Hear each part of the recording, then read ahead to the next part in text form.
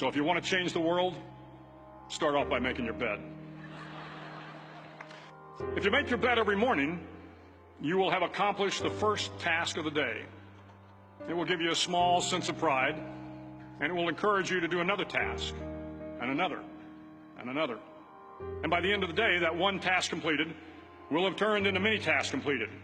Making your bed will also reinforce the fact that the little things in life matter.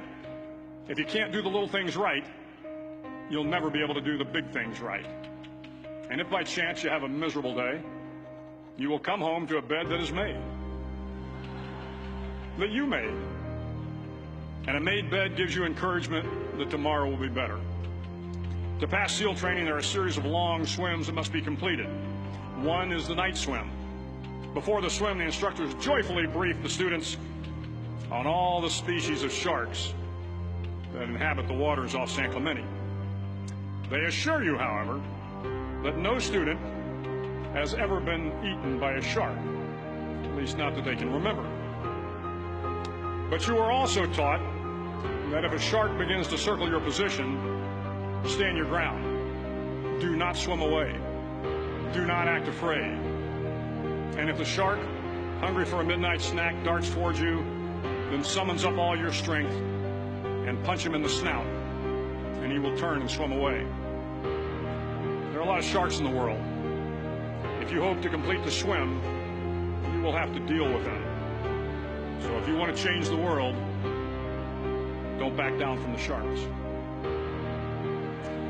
Over a few weeks of difficult training, my SEAL class, which started with 150 men, was down to just 42. There were now 6 boat crews of 7 men each. I was in the boat with the tall guys, but the best boat crew we had was made up of the little guys, the Munchkin crew, we called them. No one was over 5'5". The Munchkin boat crew had 1 American Indian, 1 African American, 1 Polish American, 1 Greek American, 1 Italian American, and 2 tough kids from the Midwest. They out-paddled, outran, and outswam all the other boat crews. The big men in the other boat crews would always make good-natured fun of the tiny little flippers the Munchkins put on their tiny little feet prior to every swim. But somehow these little guys from every corner of the nation and the world always had the last laugh, swimming faster than everyone and reaching the shore long before the rest of us. SEAL training was a great equalizer. Nothing mattered but your will to succeed, not your color, not your ethnic background, not your education, not your social status. If you want to change the world, measure a person by the size of their heart, not by the size of their flippers. The 9th week of training is referred to as Hell Week. It is 6 days of no sleep, constant physical and mental harassment, and 1 special day at the Mud Flats. The Mud Flats are an area between San Diego and Tijuana where the water runs off and creates the Tijuana Sloughs, a swampy patch of terrain where the mud will engulf you. It is on Wednesday of Hell Week that you paddle down to the Mud Flats and spend the next 15 hours trying to survive this freezing cold, the howling wind, and the incessant pressure to quit from the instructors. As the sun began to set that Wednesday evening, my training class, having committed some egregious infraction of the rules, was ordered into the mud. The mud consumed each man until there was nothing visible but our heads. The instructors told us we could leave the mud if only 5 men would quit. Only 5 men, just 5 men, and we could get out of the oppressive cold. Looking around the mud flat, it was apparent that some students were about to give up. It was still over 8 hours till the sun came up. 8 more hours of bone-chilling cold.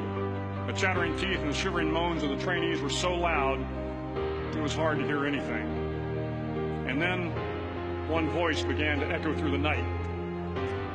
One voice raised in song. The song was terribly out of tune, but sung with great enthusiasm. One voice became 2, and 2 became 3, and before long, everyone in the class was singing.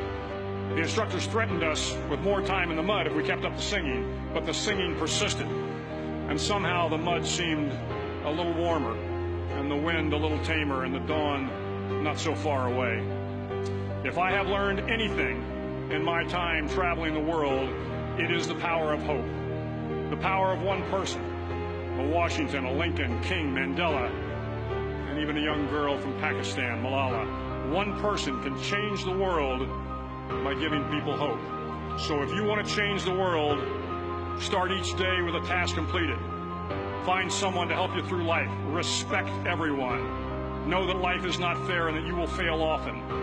But if you take some risks, step up when the times are the toughest, face down the bullies, lift up the downtrodden, and never, ever give up. If you do these things, the next generation and the generations that follow will live in a world far better than the one we have today. And what started here will indeed have changed the world for the better.